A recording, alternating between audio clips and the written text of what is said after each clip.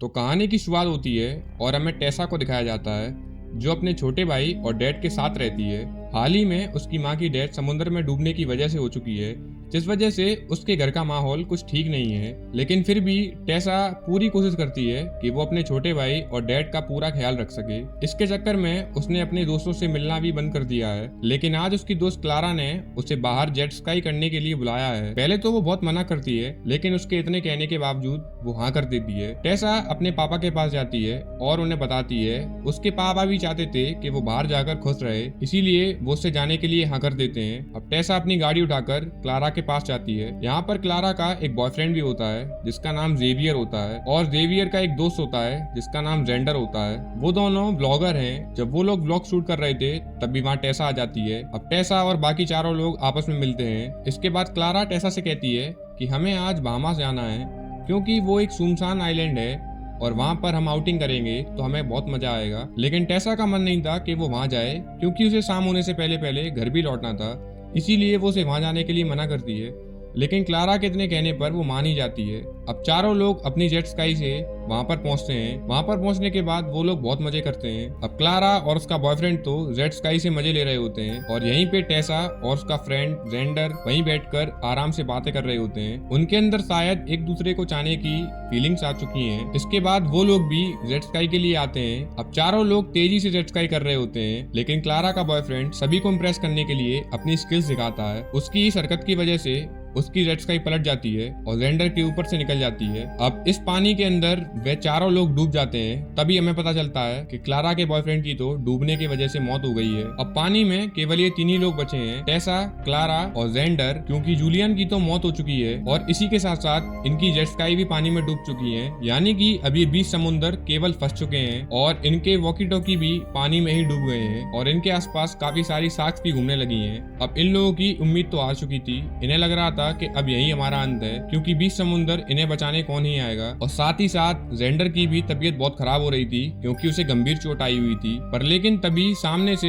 एक fishing boat आती है जिसमें एक आदमी होता है जिसका नाम रे होता है। अब रे तीनों लोगों को एक एक करके अपनी बोट पर चढ़ा लेता है। वो जेंडर को तो वहीं छोड़ देता है क्योंकि वो बहुत घायल था। और इधर टेसा अंदर जब वॉशरूम में जा रही होती है तभी उसे रे नजर आता है। रे एक कपड़े में कुछ केमिकल मिला रहा होता है। टेसा रे से पूछती है कि ये केमिकल क्यों मिला रहे हो। तभी वो बातों बातों में उसे बता रहा था। इतने में ही वो उस रूमाल को टेसा के मुंह पर रख देता है। अब थोड़ी देर बाद जब टेसा की आंखें खुलती है तो वो अपने आप को एक बंद कमरे में पाती है जिसका कहीं भी और छोड़ नहीं था, और अपने पास अपनी दोस्त को भी वहीं पाती है। ये देखकर वो समझ चुकी थी कि अब वो बहुत बुरी तरीके से यहाँ फंस चुकी है।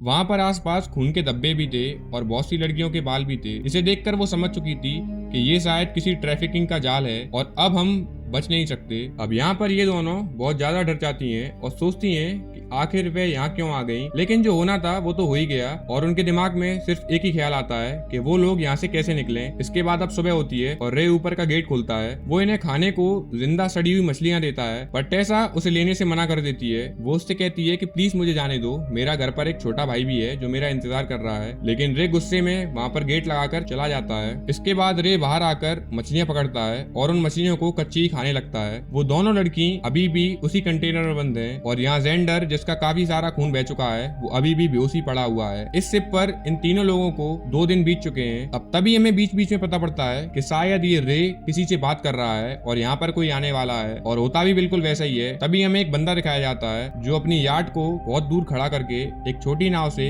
रे की शिप पर आता है। उसके शिप पर आने के बाद हमें पता पड़ता है कि ये तो एक डॉक्टर है, और दरअसल ये पूरी स्टोरी एक ऑर्गन ट्रैफिकिंग के ऊपर है। यानी कि जो रे है वो उन लोगों को पकड़ता है जो लोग पानी में फंस चुके होते हैं और उनको जिंदा मारकर उनके ऑर्गन्स निकाल लेता है और बाद में उन्हें ढेरों पैसों में बेच देता है। उसका यही बिजनेस है और इसका साथ ये डॉक्टर देता है। अब डॉक्टर वहां आकर जेंडर को चेक करता है तो वो उससे कह देता है कि ये तो वैसे ही मरने वाला है और हमें इसका जल्दी इलाज करना होगा। ये कहकर उसके बाद वो नीचे आता है और उन दोनों लड़कियों को चेक करता है। तभी टेसा उससे कहती है कि हमें जाने दो, लेकिन वो डॉक्टर कहता है कि मैं तुम्हारा इलाज करने आया हूँ। इसके बाद बाद टेसा की दोस्त क्लारा उस पर भरोसा कर लेती है। इसके बाद वो डॉक्टर टेसा की दोस्त क्लारा का इलाज करता है, वो उसके कुछ इंजेक्शन लगाता है। अब वो दोनों ऊपर आते हैं। ऊपर आकर वो डॉक्टर रे से कहता है कि जो वो लड़की है वो तो बहुत जख्मी है, हमें उसे यहीं मार देना चाहिए क्योंकि उसे इतना चोट लग चुका है कि अब उसके ऑर्गन भी फेल होने वाले हैं। ये कहकर इसके बाद उनका ध्यान उस लड़के पे आ जाता है। वो लोग जेंडर को सीधा लेटाते हैं और उसके ऑर्गन जिंदा ही निकाल लेते हैं। उसकी आवाज इतनी तेज थी कि उस कंटेनर तक आ रही थी, जिसे सुनकर वो दोनों लड़कियां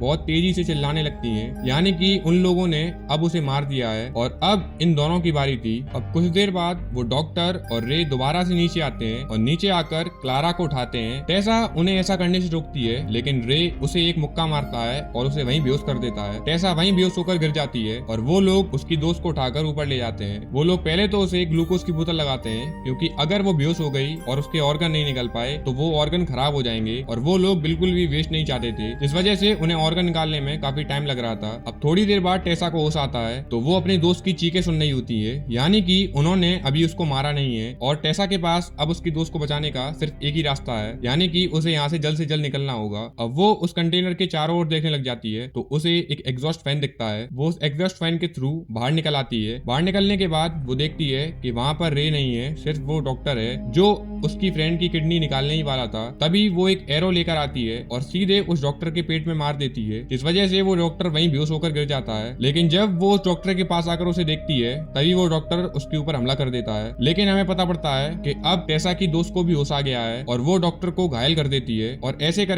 ये दोनों उस डॉक्टर को जान से मार देते हैं। इसके बाद टेसा नीचे जाती है इंजन रूम में। इसके बाद रे ऊपर आता है तो वहाँ डॉक्टर की लाश थी और दोनों लड़कियां गायब थी। वो समझ जाता है कि ये लोग यहीं कहीं होंगे। वो अपनी टॉर्च निकालकर चारों ओर देखता है तो जो वो छोटी बोट होती है वो भी वहीं थी, यानी कि ये लोग कहीं भागे नहीं है। तभी उसे आइडिया आता है और वो अपने शिप के ऊपर जाता है और वहां से मेल लाइट ऑन करता है। जब वो मेल लाइट ऑन करता है तो उसे पता पड़ता है कि वो दोनों लोग तो पानी में कूद चुकी हैं। तो वो अपनी शिप को स्टार्ट करता है, लेकिन जो टेसा इंजन रूम में गई थी उसने वहां के फ्यूल पंप को ही काट दिया था, यानी कि अब वो वहां से नहीं निकल सकता था। अब ये दोनों यहाँ से निकलकर सीधे उस डॉक्टर की बोट पर आती हैं। बोट पर आते आते टेसा की दोस्त की हालत बहुत ज्यादा गंभीर हो चुकी थी, यानी कि अब उस पे तैरा नहीं जा रहा था। इस वजह से टेसा ही आगे जाने का सोचती है। अब वो धीरे धीरे तैरते हुए उस बोट तक पहुंच जाती है। बोट पे पहुंचने के बाद उस बोट की चाबियां तो उसके पास ही नहीं होती, जिस वजह से वो बोट स्टार्ट नहीं होती। तो वो रेडियो से हेल्प मांगती है। रेडियो वाले उससे कहते हैं कि यहाँ पर एक राउटर होगा, वो राउटर तुम्हें पानी में फेंकना होगा,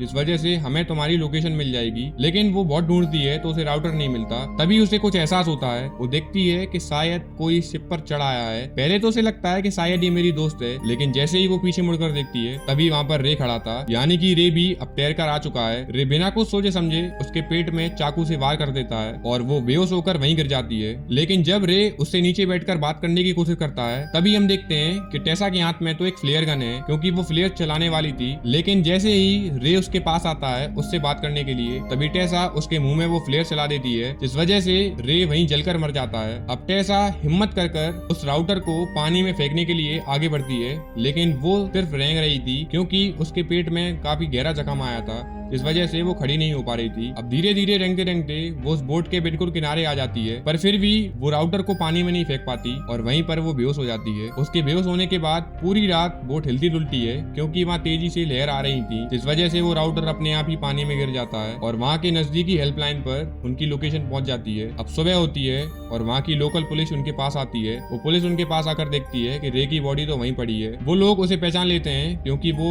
एक मोस्ट वांटेड क्रिमिनल था जो कि ऑर्गन ट्रैफिकिंग करता था। इसके बाद वो पुलिस दोनों लोगों को बचा लेती है, बचाकर घर ले आती है। घर लाने के बाद उसके पापा उसे देखते हैं और उन्हें अंदर से शांति मिलती है, क्योंकि उन्होंने अपनी वाइफ को तो खो दिया था, वो अपनी बेटी को नहीं खोना चाहते थे। और इसी के साथ इस मूवी का एंड होता है। अगर ये मूवी पसंद आई हो और मेरी एक्सप्लेनेशन जरा भी पसंद आई हो तो एक लाइक और कमेंट जरूर करें। Thank you guys.